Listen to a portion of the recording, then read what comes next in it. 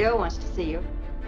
Mr. Spade told me about your offer for the Falcon. After what happened to Floyd, I'm afraid to touch it except to turn it over to somebody else. What exactly did happen to Floyd? The director was given one shot and told not to waste it. The lead actor got the role because the star everyone wanted said no. And the prop at the center of the story vanished after filming and sparked decades of legal battles, theft, and one very strange auction. This is the Maltese Falcon, the 1941 film that created film noir and almost never existed. John Huston was not supposed to direct anything. He was a screenwriter who drank too much and got into fistfights at parties. When Warner Brothers decided to adapt Dashiell Hammett's novel, Huston begged for the job.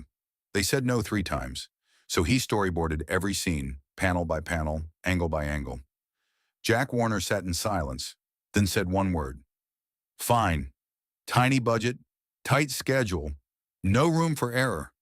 If Huston screwed up, his directing career would be over before it started. Glad it was only a 25, or maybe you could prove that was the gun that Miles and Thursby were shot with. Before Humphrey Bogart stepped into Sam Spade's shoes, the role belonged to George Raft.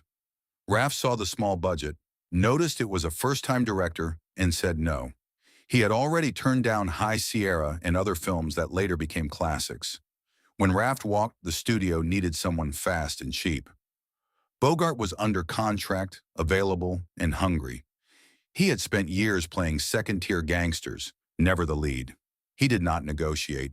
He just showed up and became Sam Spade. Raft watched Bogart's career explode while his own slowly faded. We'd pay you to play along with us a little, Spade. You got away with this and you got away with... This was the 3rd time Warner Brothers tried to adapt the novel.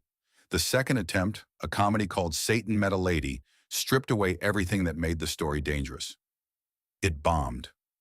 Bette Davis later called it one of the worst films she ever made. Huston's approach was simpler. Film the book almost word for word and trust Hammett's darkness completely.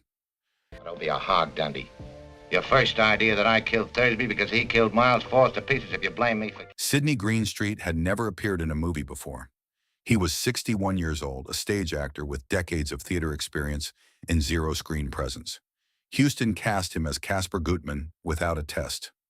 Greenstreet was sweating through his costume before cameras rolled on his first day. Huston told him to do less, to let the camera come to him. Greenstreet listened and dominated every scene. Warner Brothers signed him immediately.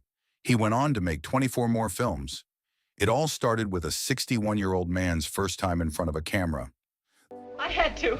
I was alone in here with him. He tried to attack me. I had to keep him off. I couldn't bring myself to shoot him. You dirty, filthy liar! The Falcon prop weighed over 50 pounds, made of lead, coated in black enamel. Every actor who held it struggled. Greenstreet is genuinely straining when Gutman cradles it. Bogart kept setting it down between takes. Huston joked the Falcon was the hardest actor on set. After filming wrapped, the prop disappeared from the Warner Brothers lot. It resurfaced in 1991 and sold at auction for nearly $400,000. Then it vanished again into a private vault. Courts are still sorting out the ownership.